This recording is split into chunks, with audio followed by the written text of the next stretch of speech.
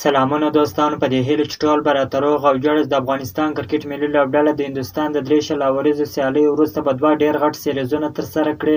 د افغانستان کرکټ ملي لوبډله به د روان کال فروری میاشت کې د سریلانکا سره یوه ټس 3 ورځنۍ او 3 شل اوریزه سیالۍ ترسره کړي او دغسې د آیرلینډ پر وړاندې به د افغانستان په کوربتوب دغه سیالۍ ترسره کیږي چې یوه ټس 3 ورځنۍ او 3 شل اوریزه سیالۍ ترسره کوي چې دغه لوبې په مارچ میاشت کې ترسره کیږي.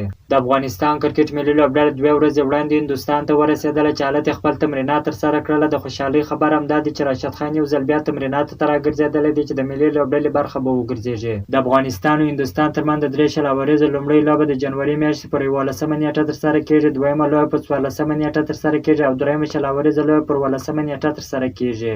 د افغانستان کرکټ ملي لوبډله په 2024 کې ډېر غټ سیریزونه لري. د هندوستان سره 3 شل اوریزې لوبې لري، داسې د سریلانکا سره پوره غټ سیریز لري، د آیرلینډ سره پوره غټ سیریز لري.